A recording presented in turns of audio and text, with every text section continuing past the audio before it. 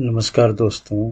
आज मैं आपके सामने एक नया टॉपिक लेकर प्रस्तुत हुआ, विधि के शासन की अवधारणा, concept of rule of law.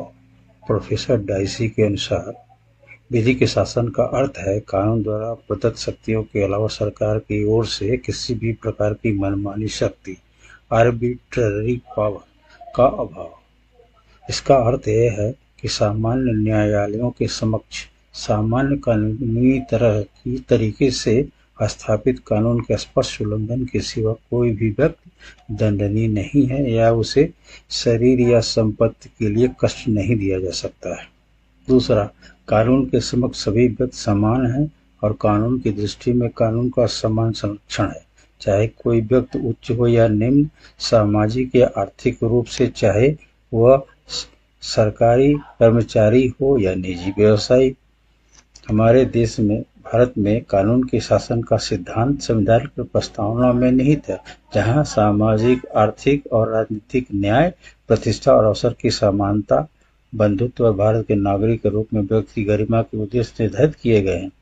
इसके अलावा संविधान के भाग 3 में मौलिक अधिकार शामिल हैं और ये अधिकार भारत के प्रत्येक नागरिक को उसकी जाति, पंथ, लिंग या सामाजिक, आर्थिक या राजनीतिक स्थिति से परे गारंटेड हैं।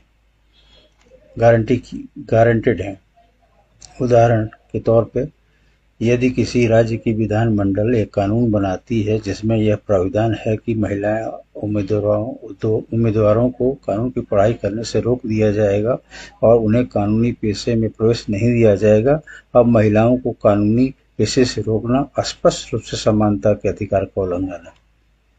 दूसरा, वर्ष 1971 के चुनाव के दौरान श्रीमती इंदिरा गांधी बनाम राजनारायण के बीच एक ऐतिहासिक चुनावी विवाद हुआ था। राजनारायण ने उत्तर प्रदेश के रायबरेली निर्वाचन क्षेत्र से श्रीमती इंदिरा गांधी के खिलाफ चुनाव लड़ा था।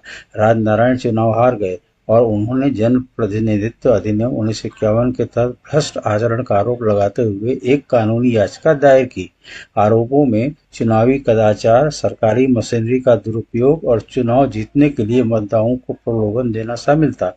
इलाहाबाद उच्च न्यायालय ने श्रीमती इंदिरा गांधी को जन प्रतिनिधित्व अधिनियम 1951 की धारा 123(7) के तहत दोषी पाया और उन्हें 6 साल के लिए किसी भी निर्वाचित पद पर रहने के लिए अयोग्य घोषित कर दिया। हालांकि बाद में सर्वोच्च न्यायालय ने इस फैसले को पलट दिया और उन्हें बहाल कर दिया, लेकिन इस मामले ने भारत में आपातकाल की घोषणा को जन्म दे दिया। अंत में हम यह कह सकते हैं कि कोई भी कानून से ऊपर नहीं है और हर किसी को कानून के